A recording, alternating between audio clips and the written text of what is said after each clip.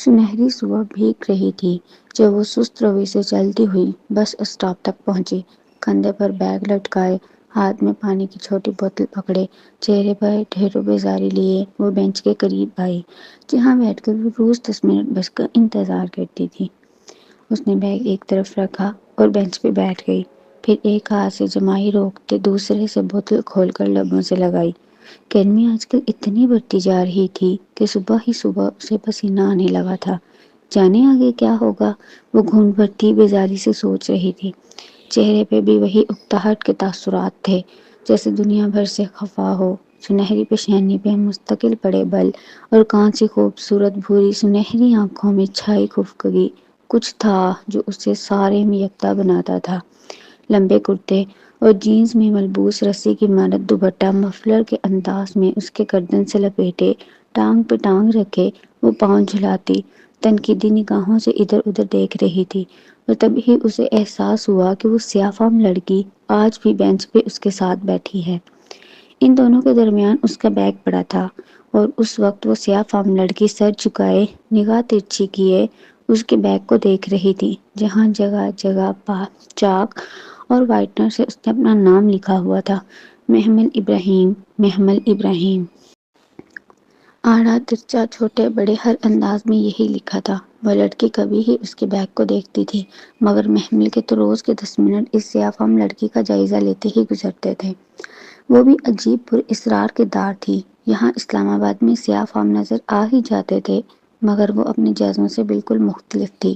سر پہ رومال باندھ کر گردن کے پیچھے گرہ لگاتی اور نیچے اوور کوٹ، موٹے ہونٹ، سیاہ رنگت مگر چمکیلی آنکھیں۔ کوئی ایسی چمک تھی ان میں کہ محمل کبھی ان آنکھوں میں دیکھ نہیں پائی تھی، ہمیشہ نظر چرا جاتی۔ شاید 1.5 مہینہ قبل وہ اسے اپنے مخصوص اوقات میں سٹینڈ پہ دیکھتی تھی، اور ان 1.5 ماہ میں ان کا انداز ہمیشہ یکساں رہا تھا۔ کمر سیدھی رکھے الرٹ سی بیٹھی، خاموشی سے سامنے سیٹ میں دیکھتی وہ بہت چپ سی لڑکی معلوم نہیں کون تھی، اور پھر اس کی وہ پر اسرار کتاب جس کا سیاہ سرورق بالکل خالی تھا اس کی گود میں دھری ہوتی، اور کتاب کے کناروں پر اس کے سیاہ ہاتھ مضبوطی سے جمے ہوتے۔ اس کے انداز سے کچھ خاص جھلکتا تھا، کتاب کی حفاظت کا احساس یا پھر اس کے بیش قیمت ہونے کا۔ کتاب بالشت بھر موٹی تھی، صفحوں کے جھلکتے کنارے پیلے اور خستہ لگتے تھے، جیسے کوئی قدیم کتاب ہو، سینکڑوں برس پرانا کوئی نسخہ ہو۔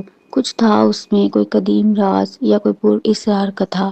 وہ جب بھی اس پر اسرار کتاب کو دیکھتی یہی سوچتی، اور آج جانے کیا ہوا، وہ اس خاموش سی لڑکی سے مخاطب ہو گئی۔ شاید تجسس عاجز کر رہا تھا۔ ایکسکیوز می، ایک بات پوچھ سکتی ہوں؟ پوچھو، سیاہ فام لڑکی نے اپنی چمکیلی آنکھیں اٹھائی۔ یہ کتاب کس کی ہے؟ میری۔ میرا مطلب اس میں کیا لکھا ہے؟ وہ چند لمحے محمل کا چہرہ دیکھتی رہی، پھر آہستہ سے بولی، میری زندگی کی کہانی۔ اچھا، وہ حیرت چھپا نہ سکی۔ میں سمجھی یہ کوئی قدیم کتاب ہے۔ قدیم ہی ہے، صدیوں پہلے لکھی گئی تھی۔ تو آپ کو کہاں سے ملی؟ مصر کی ایک پرانی لائبریری سے، یہ کچھ کتابوں کے بیچ پڑی تھی۔ جب میں نے اسے نکالا تو اس پہ زمانوں کی گرد تھی۔ وہ محبت سے سیاہ جلد پہ ہاتھ پھیرتے ہوئے کہہ رہی تھی، اس کے لبوں پر مدھم سی مسکراہٹ تھی۔ میں نے وہ گرد جھاڑی اور اسے اپنے ساتھ رکھ لیا۔ پھر جب پڑھا تو معلوم ہوا اسے تو کسی نے میرے لیے لکھوا کر ادھر رکھ دیا تھا۔ محمل منہ کھولے اسے دیکھ رہی تھی۔ تمہیں کیا دلچسپی ہے اس میں اس کے بارے میں مزید جاننا چاہتی ہوں۔ کیا میں اسے پڑھ سکتی ہوں؟ وہ ہلکا سا مسکرائی۔ تم نئے دور کی نئی لڑکی ہو، اس قدیم زمان میں لکھے نسخے کو کہاں سمجھو گی؟ مگر یہ ہے کیا؟ اس میں لکھا کیا ہے؟ وہ تجسس اب اسے اور بے چین کر رہا تھا۔ میرا ماضی۔ اسی پل ہارن بجا تو محمل نے چونک کر سامنے سڑک پہ آتی بس کو دیکھا۔ میرا حال، وہ سیاہ فام لڑکی کہہ رہی تھی۔ محمل بیگ کا سٹپ پکڑے کھڑی ہوئی، اسے جلدی کالج پہنچنا تھا۔ اور میرا مستقبل بھی مجھے کیا پیش آنے والا ہے یہ کتاب سب بتا دیتی ہے۔ میں چلتی ہوں، وہ بس کی طرف دیکھتے معذرت خواہانہ انداز میں کہتی ہوئی آگے بڑھ گئی۔ اس میں تمہارا بھی ذکر ہے؟ محمل وہ الٹے پاؤں مڑی تھی۔ میرا ذکر؟ میرے بارے میں کیا لکھا ہے؟ وہ ششدر رہ گئی تھی۔ یہی کہ میں تمہیں یہ کتاب دے دوں، لیکن میں تو اسے تمہیں تبھی دوں گی جب تم تھک کر خود مجھ سے مانگنے آؤ گی، کیونکہ اس میں تمہاری زندگی کی کہانی بھی ہے۔ جو ہو چکا ہے، جو ہونے والا ہے، سب لکھا ہے۔ بس کا تیز ہارن پھر سے بجا تو وہ کچھ کہے بنا تیزی سے اس طرف لپکی۔ راڈ پکڑ کر اوپر چڑھتے اس نے پل بھر پلٹ کے دیکھا تھا۔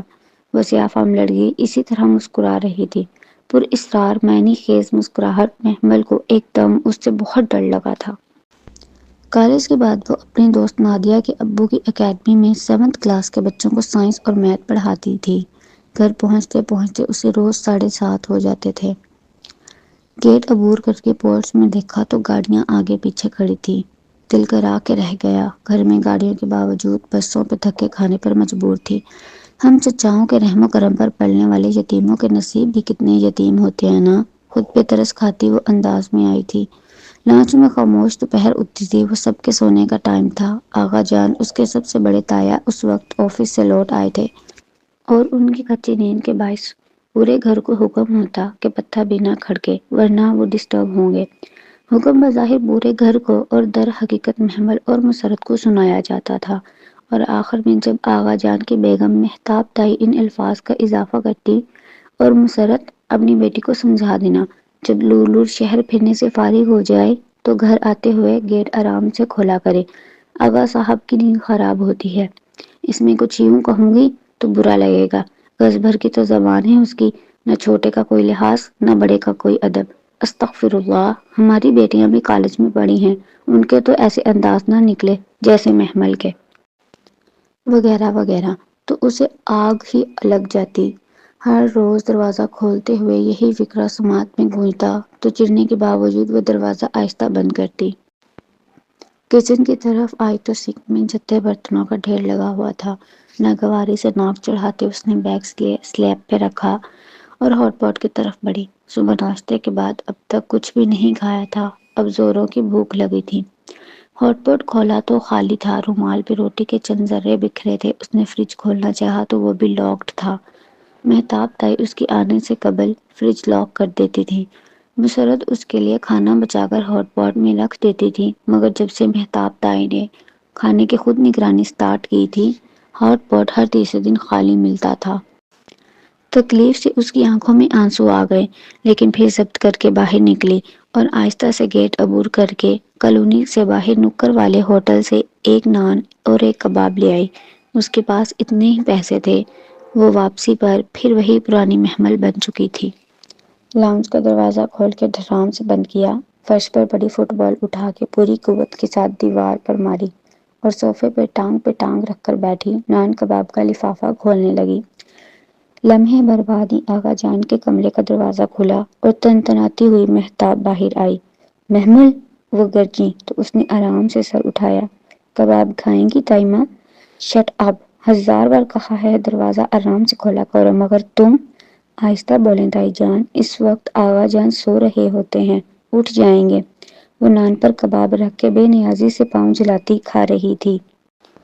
تم احسان فراموش، تمہیں ذرا بھر بھی احساس ہے کہ آغا صاحب دن بھر کے تھکے؟ مگر وہ فقرہ مکمل ہونے سے قبل ہی وہ اپنا نان کباب اٹھائے اپنے کمرے کی طرف جا چکی تھی۔ تائی مہتاب تل ملاتی کلیستی رہ گئیں۔ اندر مسرت آوازوں پہ جاگ چکی تھی۔ کیا ہوا محمل؟ بھابی بیگم کیوں ناراض ہو رہی تھی؟ دماغ خراب ہے ان کا، پیدائشی مسئلہ ہے، آپ کو نہیں پتا؟ اس بیزاری سے نان کباب کا لفافہ بستر پر رکھ دیا۔ مگر ہوا کیا ہے؟ ان کی نگاہ پھسل کر لفافے پر گئی۔ پھر باہر سے کھانا لائی ہو؟ فریج میں، اور پھر وہ خود ہی خاموش ہو گئیں۔ آپ کے لیے لائی ہوں، آپ نے کچھ کھایا؟ میں کھا چکی، تم کھاؤ، میں جانتی ہوں تم نے کچھ نہیں کھایا۔ وہ تھکاوٹ سے مسکرائیں تو محمل نے لمحہ بھر کو ماں کو دیکھا۔ سادہ گھسے ہوئے کاٹن کے جوڑے میں سفید ہوئے بال اور جھریوں زدہ چہرے والی اس کی تھکی تھکی بے ضرر سی ماں، جو واقعی اس عالیشان کوٹھی کی مالکن ہوتے ہوئے بھی ملازمہ لگتی ہے۔ دل برا مت کیا کرو محمل، اللہ کا نام لے کر کھا لو۔ مجھے غصہ آتا ہے ان لوگوں پر اماں۔ باہر تائی مہتاب کے بہلنے کی آواز برابر آ رہی تھی۔ وہ اب شور کر کے جانے کس کس کو بتا رہی تھی۔ ناشکری مت کرو بیٹا، انہوں نے رہنے کے لیے ہمیں چھت دی ہے، سہارا دیا ہے۔ احسان نہیں کیا، میرے باپ کا گھر ہے۔ اسے ابا نے ہمارے لیے بنوایا تھا۔ یہ بزنس، یہ فیکٹریاں، یہ سب ابا نے خود بنایا تھا۔ سب کچھ ابا نے ہمارے نام کیا تھا۔ تمہارے ابا اب زندہ نہیں رہے محمل، وہ اب کہیں نہیں ہیں، جیسے وہ تھک کر کہہ رہی تھیں، اور وہ انہیں دیکھ کر رہ گئی۔ پھر اس نے سر جھٹک کر لفافہ اٹھایا۔ نان سخت ہو چکا تھا اور کباب ٹھنڈا۔ وہ بے دلی سے لقمے توڑنے لگی۔ یہ ٹھنڈا بے لذت کھانا کھا کے وہ کچھ دیر ہی سوئی کہ ٹھا کی آواز کے ساتھ کمرے کے دروازے سے فٹ بال ٹکرایا۔ وہ ہڑبڑا کے اٹھ گئی۔ باہر دیوار پر فٹ بال مارنے کی آوازیں برابر آ رہی تھیں۔ کچی نیند ٹوٹی تھی۔ وہ برا سا منہ بنائے جمائی روکتی اٹھی، سلیپر پہنے اور بال لپیٹے دروازہ کھولا۔ اس کا اور مسرت کا مشترکہ کمرہ دراصل کچن کے ساتھ ملحقہ اسٹور روم تھا، بہت چھوٹا نہ بہت بڑا۔ عرصہ پہلے اسے کاٹ کباڑ سے خالی کروا کے ان دونوں کو ادھر منتقل کر دیا تھا۔ اس کے ساتھ باتھ روم نہیں تھا، اس لیے انہیں لاؤنج سے گزر کر گیسٹ روم کی طرف جانا پڑتا تھا۔ باہر لاؤنج میں نائمہ چاچی کے معاذ اور معیز فٹ بال سے کھیلتے دوڑتے پھر رہے تھے۔ تمیز نہیں ہے تم لوگوں کو، دیکھ کر کھیلا کرو، میں سو رہی تھی۔ کچن کے کھلے دروازے پہ کھڑی اندر کسی سے بات کرتی نائمہ چاچی فوراً مڑی۔ اب میرے بچے کھیلے بھی نہ، تمہارا تو کام ہی سونا ہے، نہ دن دیکھا نہ رات، ہر وقت بستر ہی توڑتی رہتی ہو۔ ہاں تو میرے باپ کے پیسے سے یہ بستر آئے تھے، توڑوں یا پھوڑوں میری مرضی۔ ابا کی ڈیتھ سے پہلے اسد چچا تو غالباً بے روزگار تھے نا، وہ بھی محمل تھی۔ سارے حساب فوراً چکا کر بے نیازی سے باتھ روم کی طرف چلی گئی۔ ادھر نائمہ چاچی بڑبڑا کے رہ گئی۔ منہ ہاتھ دھو کر اس نے اپنے سلکی بھورے بال دونوں ہاتھوں میں سمیٹ کر اونچے کیے اور پونی باندھی۔ بہت اونچی سی بھوری پونی ٹیل اس پر بہت اچھی لگتی تھی۔ وہ ذرا بھی سر ہلاتی تو اونچی پونی ساتھ ہی گردن اوپر جھولتی۔ اس کی آنکھیں کانچ سی سنہری تھیں اور ہلکا سا کاجل بھی اسے دہکا دیتا تھا۔ وہ بلا شبہ گھر کی سب سے حسین لڑکی تھی۔ اس لیے تو جلتی ہے یہ سب۔ اسے ہنسی آ گئی۔ ایک نظر خود پہ ڈالی، جینس کے اوپر کھلا سا کرتا اور گردن کے گرد لپیٹا دوپٹہ مفلر کی طرح ایک پلو سامنے لٹکتا اور ایک پیچھے کمر میں۔ وہ واقعی سب سے منفرد تھی۔